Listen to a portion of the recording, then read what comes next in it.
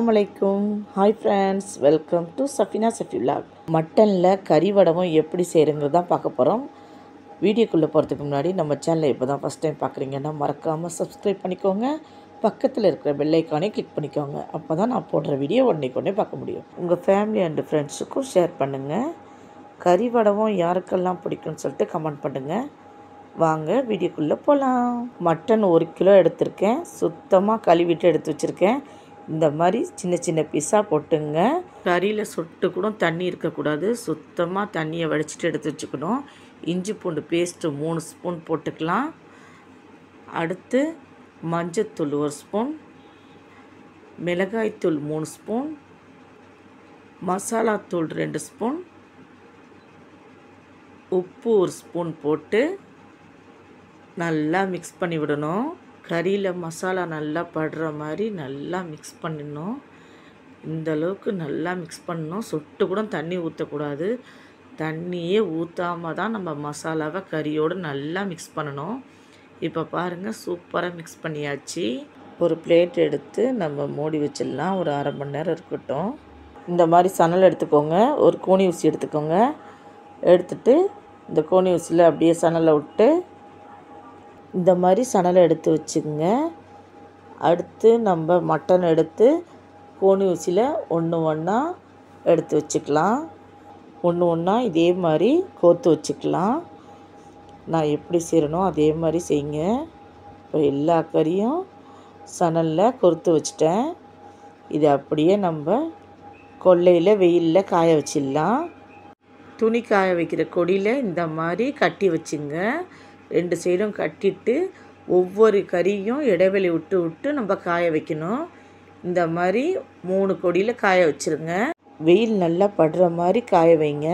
அப்போ தான் சூப்பராக காஞ்சி வரும். வெயில் போன பிறகு எடுத்து வச்சுருங்க.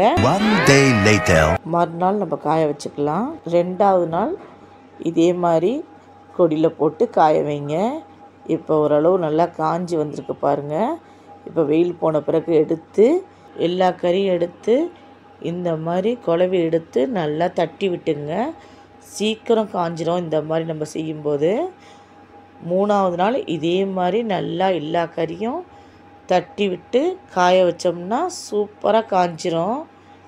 இப்போ பாருங்கள், எல்லா கறியும் நான் தட்டி விட்டு வச்சுருக்கேன். இந்த மாதிரி நல்லா தட்டி விட்டு நம்ம காய வச்சோம்னா நல்லா சீக்கிரமாக காஞ்சிடும். இப்போ நம்ம 3வது நாள் இதே மாதிரி நல்லா ஃப்ளாட்டாக காய வச்சுக்கணும். சணலில் கொறுத்து நம்ம மறுபடியும் காய வச்சுக்கலாம். 3வது நாள் காய வைக்கணும். அதே மாதிரி அடுத்த நாள் 4வது நாளும் காய வைக்கணும்.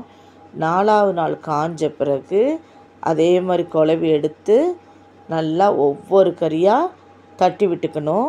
இந்த மாதிரி ஃப்ளாட்டாக இருக்கணும். அப்போ தான் ஃப்ரை பண்ணும்போது சூப்பராக இருக்கும். இந்த மாதிரி நல்லா குழவி வச்சு நல்லா தட்டி விட்டுங்க. அப்போ தான் நம்ம ஃப்ரை பண்ணும்போது நல்லாயிருக்கும்.